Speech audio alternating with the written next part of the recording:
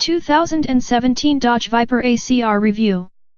I suppose it's a sign you have a good job when people ask how you got it. For a lot of us, the answer is pure dumb luck, just being in the right place at the right time. But I didn't need luck, because I had Ginny Kowalski. I grew up just a half hour from car and driver headquarters. I'd always read and loved this magazine, but it never occurred to me that writing here was a real job that real people had. And then, during my senior year of high school, Mrs. Kowalski, a counselor with my school's technical education department, got me an internship here. At the time, C/D did not regularly take interns. Nobody could remember the last one they'd had. Years later, the staffers who had supervised the internship told me that they agreed to take me on mostly so that Mrs. Kowalski would stop calling and leave them alone. They stuck me in the office library with the task to create a searchable database of the books the magazine has been accumulating since it was founded as Sports Cars Illustrated in 1955. A room full of books about cars in the office of my favorite car magazine? I was in heaven. I was supposed to flip through each book to determine how it might be useful as reference material, punch a few relevant keywords into a spreadsheet, and move on. I ended up doing a lot of, well, reading. On my very first day, I was lost in a book when someone I hadn't met yet knocked on the door. It was the cleaning guy. He was done for the day and everyone else had gone home, so he wondered if I knew how to lock up.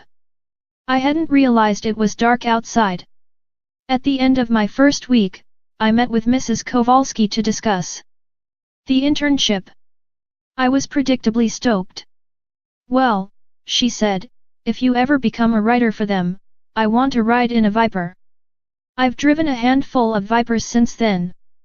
There was the copper 2008 coupe that I drove to an alumni day at my alma mater, spinning donuts in the parking lot immediately upon arrival to prove to my classmates that, A, I'd made it, and, B, I was still the same idiot they probably didn't remember.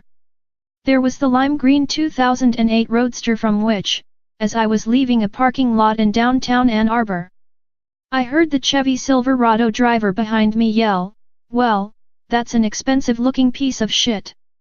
More tire smoke might have followed. There was the red 2014 I drove to a Ford Model T driving lesson, during which there was most certainly not tire smoke, thereby driving in a single afternoon one of the best-selling vehicles in history and one of the worst, although it's unlikely I will ever again get out of one car and into another with 32 times as much power. But by the time I was allowed near the Vipers, Mrs. Kowalski had moved on to a new school district.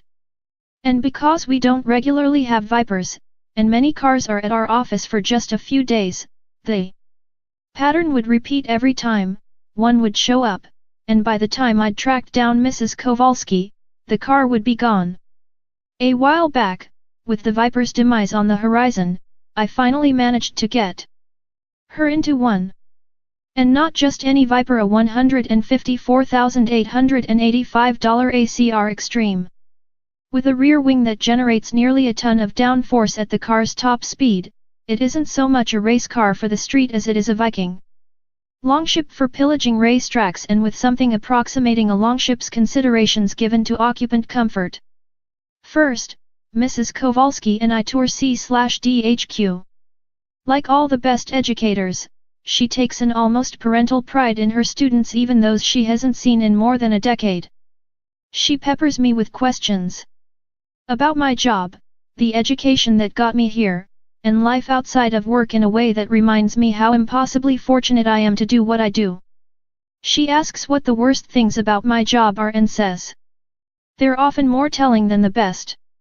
She asks if we ever run pictures of the writers in the cars and laughs out loud when I point out the shot of me behind the wheel of a Ferrari 812 Superfast that we ran in our September 2017 issue.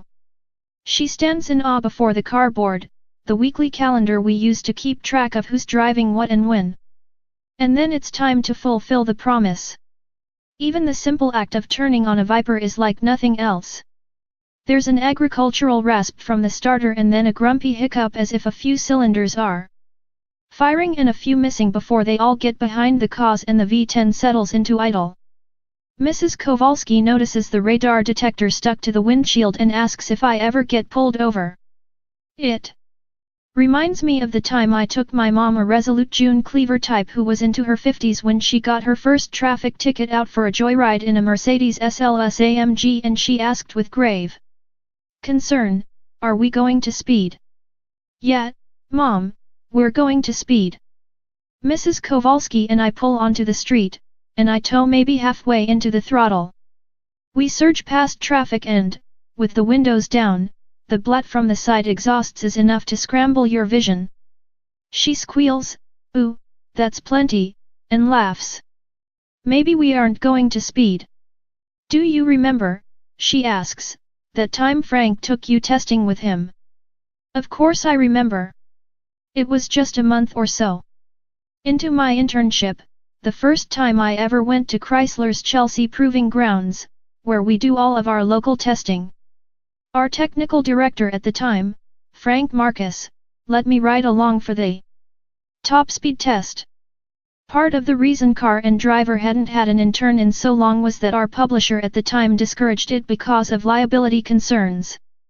When Mrs. Kowalski asked if anything interesting had happened that week at my internship, I told her I'd gone 131 miles per hour in a Mercedes S600. It turns out that our publisher wasn't the only one with liability concerns.